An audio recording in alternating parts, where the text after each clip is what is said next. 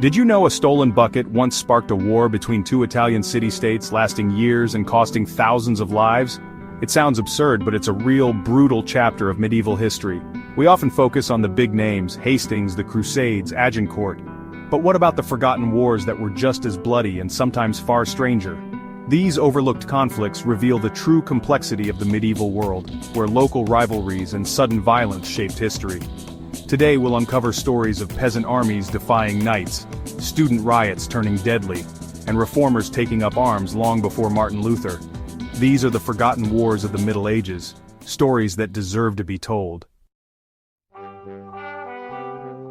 On Easter Monday, 1282, a single act of defiance in Palermo, an insult, a stabbing, ignited a full-scale uprising against French rule.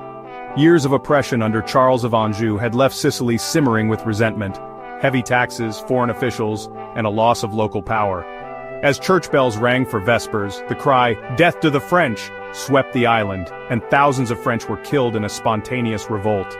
The rebellion spread rapidly, not led by a single figure, but by a people united against tyranny. Charles of Anjou, caught off guard, launched a massive counterattack, besieging Messina. Facing annihilation, the Sicilians turned to Peter III of Aragon, who claimed the throne through his wife, Constance. Peter's intervention transformed a local revolt into an international war, drawing in Aragon, France, the papacy, and Byzantium. The War of the Sicilian Vespers raged for 2 decades with legendary naval battles and shifting alliances. In the end, Sicily broke free from the mainland, coming under Aragonese rule and ending Charles's Mediterranean ambitions. The ringing of church bells and the fury of a people toppled a dynasty and redrew the map of the Mediterranean. This was not just a local rebellion, it was a turning point in European power. The Sicilian Vespers proved that ordinary people, united in outrage, could change the course of history. The legacy of this war would echo for centuries, shaping the fate of Sicily and its rulers. It all began with a single spark, and the will of a people who refused to be subjugated. Sometimes, history turns on the smallest moments. In the Baltic forests, the Lithuanian Crusade raged for centuries, pitting the last pagan state in Europe against the relentless Teutonic Knights. The Teutonic Order, once protectors of pilgrims, became conquerors, launching annual raids to convert Lithuania by force. Knights from across Europe joined, seeking glory and salvation closer to home than Jerusalem. But the Lithuanians, masters of guerrilla warfare, united under leaders like Vitenis and Gediminas, turning their homeland into a fortress. Brutality was met with brutality, raids, massacres, and scorched earth on both sides. The stalemate broke in 1385, when Grand Duke Jogaila converted to Christianity and united Lithuania with Poland, removing the Crusaders' justification. The Teutonic Knights refused to accept this, but at the Battle of Grunwald in 1410, a massive Polish-Lithuanian army crushed them. The endless crusade was over. Lithuania emerged as a major European power, its identity forged in resistance. This was more than a religious war, it was the birth of a nation. The Baltic frontier, once a battleground, became the heart of a new European order. The legacy of the Lithuanian Crusade endures in the very shape of Eastern Europe. In 1325, Modena's soldiers stole a wooden bucket from Bologna, a petty prank that ignited a deadly war. The real cause was deep rivalry. Modena and Bologna, divided by politics and centuries of feuding, were ready to fight over any insult. When Modena refused to return the bucket, Bologna raised a massive army and marched to war. Outnumbered, the Modenese launched a surprise attack at the Battle of Zappolino, routing the Bolognese and killing thousands. The war dragged on for years, draining both cities and leaving deep scars. The bucket, never returned, became a symbol of civic pride and bitter enmity. This absurd conflict reminds us how easily honor and factionalism could turn a minor slight into a bloodbath. The War of the Bucket was no joke for those who fought and died. Today, the bucket still hangs in Modena's cathedral, a trophy from one of history's strangest wars. Sometimes, the smallest things can spark the greatest violence. In medieval Italy, even a wooden pail could be worth thousands of lives. The lesson? In a world of pride and rivalry, nothing was too trivial to fight over. The echoes of this bizarre war still linger in the rivalry between these cities. On St. Scholastica's Day, 1355, a brawl over bad wine in an Oxford tavern exploded into a 2-day massacre. Tensions between privileged students and resentful townsfolk had simmered for years, fueled by the university's special legal status. When the mayor tried to arrest the students, the university blocked him, and both sides rang their bells, summoning townspeople and scholars to arms.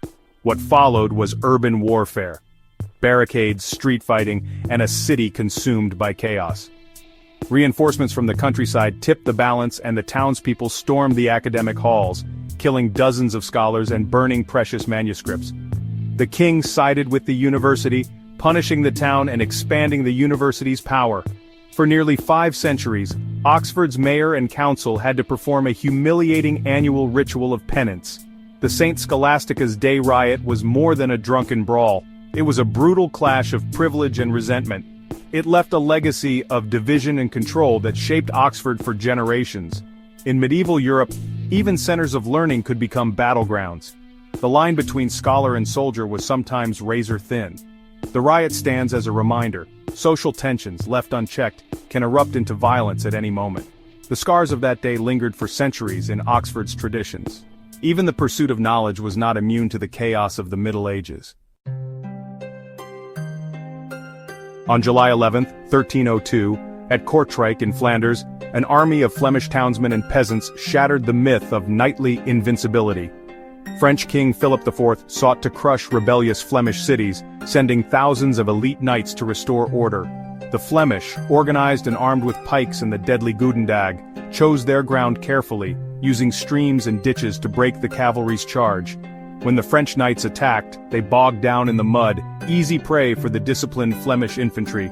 The result was a slaughter, hundreds of nobles killed, their golden spurs collected as trophies. The Battle of the Golden Spurs proved that well-led infantry could defeat the aristocratic cavalry. It secured Flemish independence and signaled a shift in medieval warfare, the rise of the common soldier. The age of the knight was ending. The power of the people on foot was rising. This battle foreshadowed later triumphs of infantry at Crécy and Agincourt. The lesson was clear: discipline and strategy could humble even the mightiest nobles. The battlefield was no longer the exclusive domain of the mounted elite. The common man had found his place in history.